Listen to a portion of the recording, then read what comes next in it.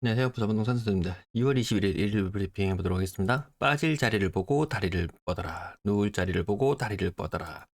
자, 투자 시장에 진입합에 있어서 선진입이 얼마나 위험한 것인지 지금 한 2년째, 2년 이상 계속 반복돼서 나타나고 있습니다. 부동산의 생명이 뭡니까? 희소성입니다. 희소성. 희소성이 사라진다. 점점. 네, 절대 농지도 풀어버린다. 그린벨트도 해제해버린다.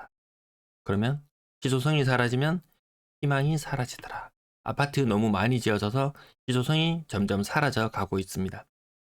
무주택자는 무주택자대로 하나입니다. 신생아 특례에 27조인 줄 알았더니만 32조. 또 건설사도 살려준다 그래. 이런저런 이야기를 하는데 건설사는 돌이킬 수 없는 강을 건너버렸다. 네. 200조입니다. 200조. PF가. 금융위기 2배입니다. 금융위기 2010년, 11년 그 무렵에 PF 저축은행 터지고 뭐 하고 난리 났었죠. 그때 규모가 100조입니다. 100조. 지금 200조입니다. 이 중에서 부실이 100조가 될지 얼마가 될지 그것을 더 넘어선다는 이야기들도 나오고 있죠.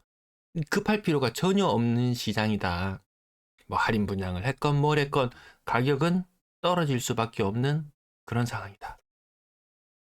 제가 떨어진다고 이야기한다고 해서 집값이 떨어지나요? 그런 분위기 아니죠. 10%나 돈이 소진됐습니다. 특례, 신생아 특례 벌써 10%나 소진됐다고? 대박이네. 구입자금 평균금리 신생아가 없는 신혼부부라고 가정했을 때 신혼부부였다면 2.8%. 요 두 개의 금리 차이는 0.4% 혜택밖에 안 됩니다. 신생아를 낳거나 안 낳거나 큰 차이는 없습니다. 전세자금대출 평균금리는 2.32%. 어차피 신혼부부 전세자금대출 금리 더 싸다는 거 어제 보셔서 알고 계시죠? 주로 이용되는 것은 대환입니다. 대환. 전세자금조차도 대환이 주를 이루고 있습니다. 60%. 전체 신생아 특례 중에서 여전히 제일 아래쪽입니다. 예. 지금 3조 3천억 정도 돈이 쓰였는데요. 10% 신혼부부 신생아 특례 10% 신청됐습니다. 그중에 60%가 대환입니다. 20%는 뭔가요? 구입을 위해서 쓰였습니다. 그리고 나머지 20%는 전세자금 대출입니다. 이 전세자금 대출 중에서도 60%가 대환입니다. 40%가 신규 전세입니다. 아무튼 이 20%라는 숫자를 보시면은 안 사더라는 거죠. 그러면 과거의 특례 보금자리론과 비교해 보겠습니다. 과거의 특례 보금자리론 한 달이 지났을 때 신규 주택 구입에 40%나 되는 돈이 쓰였습니다. 이 금액이 신청 금액입니다. 아직은 7조입니다. 7조. 근데 지금은 얼마인가요? 한 7천억 정도 쓰였습니다. 7천억. 그때 대비 특례 보금자리론 대비 신생아 특례가 주택 구입을 사용하는 데 쓰는 돈이 10분의 1밖에 안 됩니다. 10분의 1밖에 안 돼요. 2030이 부동산 시장에 눈을 떴나 봅니다. 이제 단순히 이렇게 몰아가는 식으로 해서 집 사라. 혜택 줄게 집 사라. 근데 그 혜택을 따져보니까 별거 없더라. 알게 됐죠. 그 혜택마저도 병원이 주는 것이 아니고 5년 한정. 기가 찰 노릇입니다. 그래서 20일 동안 특례 보금자리론일 때는 최초에 39.6조라고 말했죠. 그 중에서 14.5조, 거의 30% 정도가 30% 이상이 돈이 쓰였거든요. 신생아 특례는 돈 쓰라고 해도 10%밖에 신청을 안 합니다.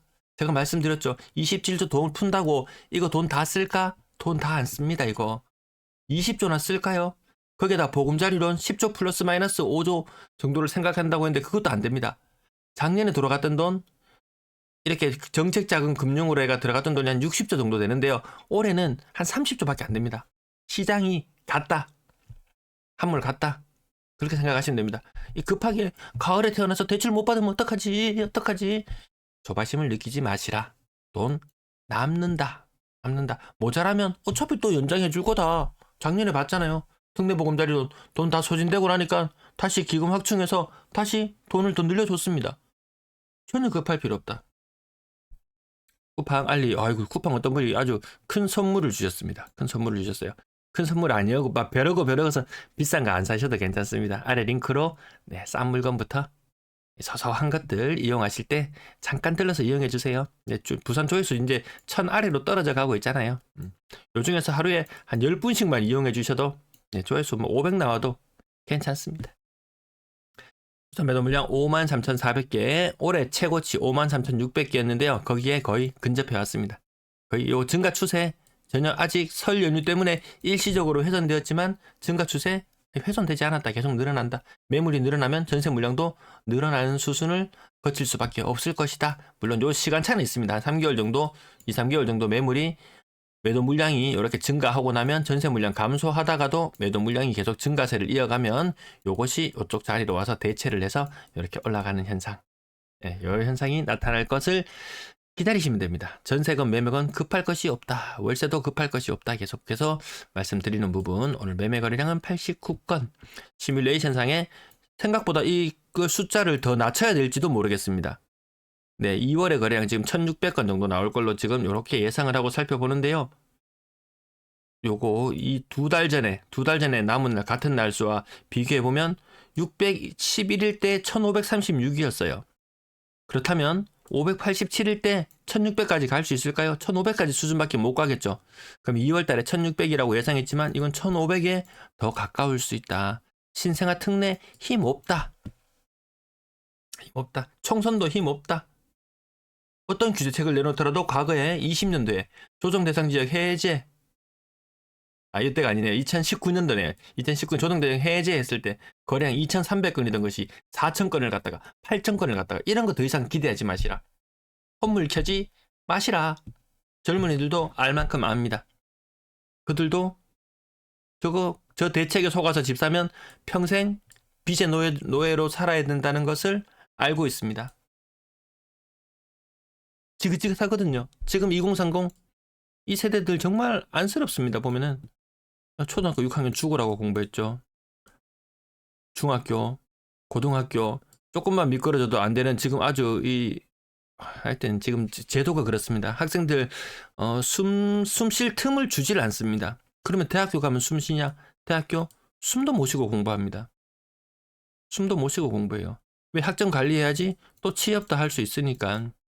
여기서 한번 나락으로 가게 되면 뭐 결혼이고 나발이고 차라리 포기하는 게 낫겠더라. 야, 이만큼 열심히 살아왔는데도 답이 없는데 이만큼 열심히 살면서 문득 돌이켜보니까 주위를 보니까 아파트 값이 천정부지로 올라서 또 죽어라고 열심히 살아야 되고 또 죽어라고 빚을 갚아야 된다. 이 학년기 몇 년인가요?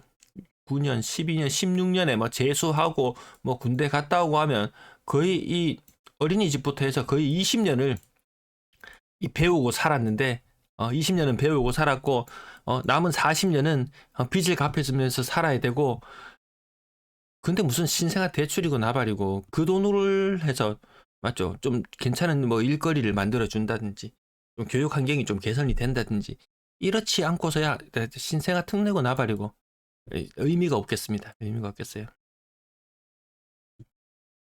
어제 조금 많이 빠지는 모습들 보였는데요. 오늘은 상대적으로는 덜하지만 네. 저층은 요 정도 더 빠질 수 있습니다. 아직까지 좀 덜 떨어진 놈들이 많구나. 지금 요거 보시면은 뭐 20% 정도 떨어지고 27%, 21% 이렇게 좀 덜 떨어진 놈들이 좀 많이 있다. 그러면 저는 반대로 생각합니다. 떨어질 자리가 하방이 더 열려 있겠구나. 더 열려 있겠구나. 평균적인 하락률이 29% 정도 되는 그런 가운데 34%. 요 정도 안 떨어졌으면은 뭐 급할 필요 없겠죠. 신생아 특례 다 뽀록 났습니다. 더 이상 거기에 의존해서 거기에 기대서 2024년에 희망적인 전망을 갖지 마시라. 신규 주택구입 부분에 있어서 아까 그 특례와 이 신혼 특례, 신생아 특례 이 둘의 차이 아까 금액 보셨잖아요. 신규 주택 구입하는데 10분의 1 토막입니다. 10분의 1 토막. 근데 뭐 30조 중에서 3조나 써버렸다. 뭐 이렇게 제목 거창하게 달아놨지만 다 헛소리다라는 것을 그 실체를 통해서 제 방송에서 확실히 알 수 있었을 것 같습니다. 요 정도 지금 요 평균적인 28.5%, 네, 28.5% 정도 하락했는 게 요것이 지금 부산의 평균적인 모습이다라고 생각하시면 되겠고 한 10% 정도 더 빠지는 시장 염두에 두고 올해 시장을 관망해 보셔도 괜찮을 것 같다. 네, 그렇게 말씀드립니다. 44%네요. 1층에 오래되고 충분히 있을 수 있는 일이다. 네. 다른 것도 끝자리가 가는 것들을 더 많이 목격하고 있습니다. 여기도 28.5.